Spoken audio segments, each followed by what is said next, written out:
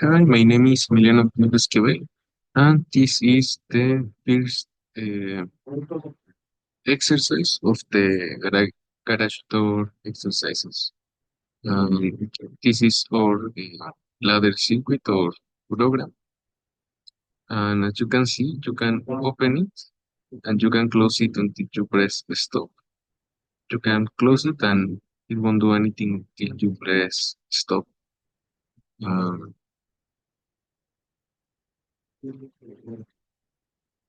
Also, once you are at the bottom of the garage door, you can no longer shoot it further down. And when you're at the top of the uh, door retraction, you can no longer keep opening it. Also, once the door is at the top position, um, the open light stays open. And when it is in the shut position, the shut lamp stays.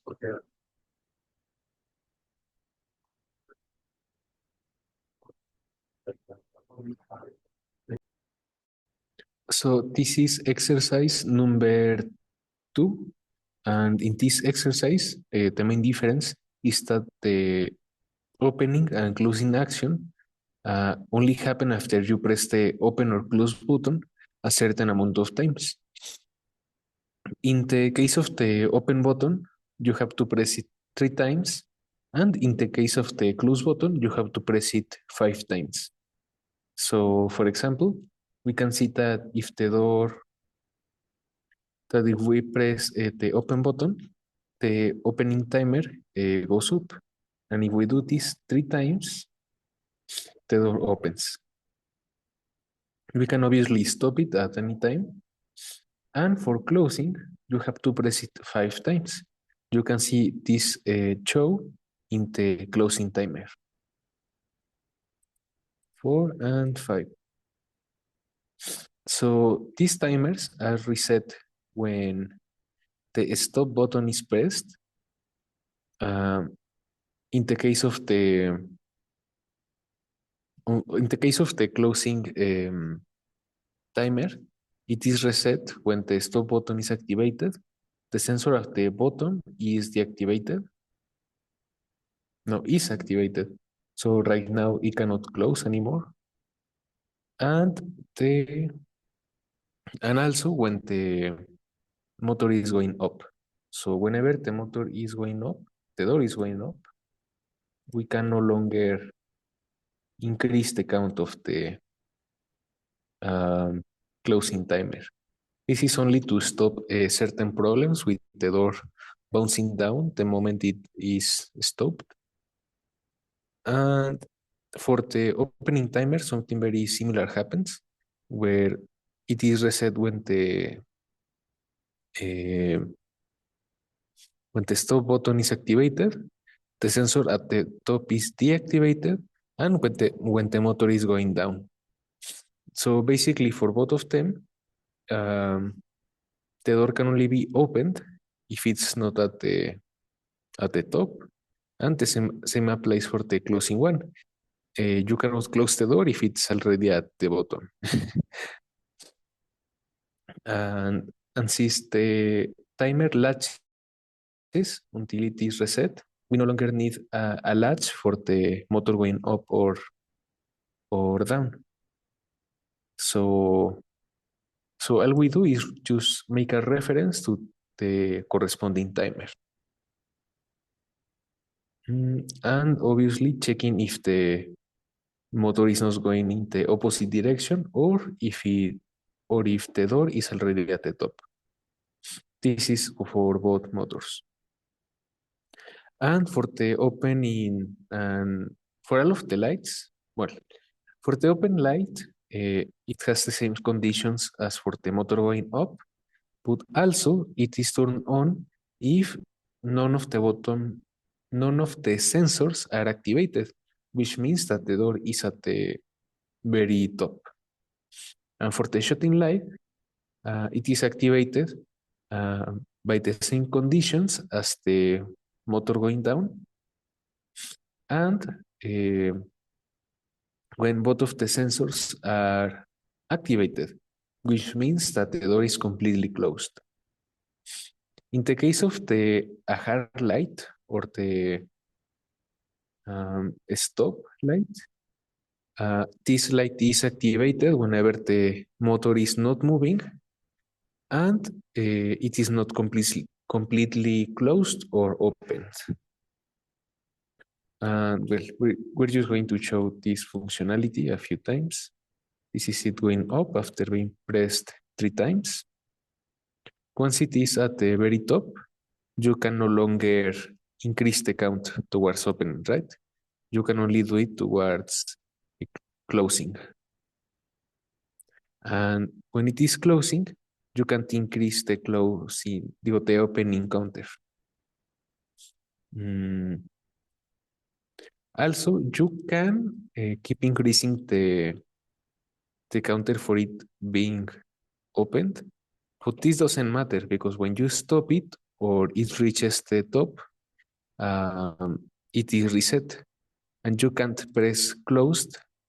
You can't start. You cannot start closing the door because uh, since the motor is going up, the closing counter is constantly being resetted, and this applies to the other counter. So it has no chances of failing, basically. So that was it for the evidence of this exercise. And thank you. Hi, my name is Emiliano Cornejo Esquivel, and this is the third exercise of activity 4.5, the garage door. So for this exercise, we had to do basically the same as with the first exercise, but with timers. We needed to press the button, the open button, wait 3 seconds, and then open the door. And that when we press the close button, it waits 55 seconds, just 5 seconds, and then it closes. Um, so for this, we basically just use the same structure as in the first exercise. The tags or names of the different outputs and inputs were erased because my computer uh, started to had to restart basically. So, but it's the same structure, right? All you want for the um, opening motor, or the motor up to be activated, is for the motor down to not be activated, for the timer on signal to be there, or for the motor to be already going up, and I believe the stop button not being pressed. And with all of that, you also want the door to not be completely open, of course. And something very similar happens with the closed. You also don't want the motor to be going up. You want the signal for the 5-second timer to be active. Um, you don't want is uh, you want to have a memory. So if the motor is already going down, it will stay going down. And a break of this memory is occurs when the stop button is pressed. You also have the lights, the open light and the close light, and the ajar light or the stalling light. Um, in the case of the open light, this one is activated when the motor up is activated or when the door is completely open, as it dictated by the two sensors being deactivated. And for the closing light, you want the you want the motor down to be moving or both sensors to be activated, which means that the door is completely closed. In the case of the ajar or stalling light, what you want is for neither of the motors to be moving. Uh, you want you don't want the door to be completely opened or completely closed. So it has to be somewhere in the middle between these limits of movement. Um, so yeah, I just wanted to explain that. In the case of the timers, you basically have a memory to keep them activated and counting once their corresponding buttons are pressed. So for example, in the case of the 3-second timer, it is activated when the open button is pressed, and it is deactivated if the, well, it cannot be activated if the door is already completely open, and something basically the same happens for the 5-second timer, but this one waits for the close button to be pressed and is deactivated when the door is not able to get activated when the door is completely closed. Yeah. I also added some parameters for the reset of these timers. Basically, they cannot start counting when either of the motors is moving. Um, and they also reset whenever you press the open or close button. Um, Whenever you press the close button in the case of the 3-second timer, and whenever you press the close button in case of the 3-second timer, right? So that means that you can only have one timer running at the same time.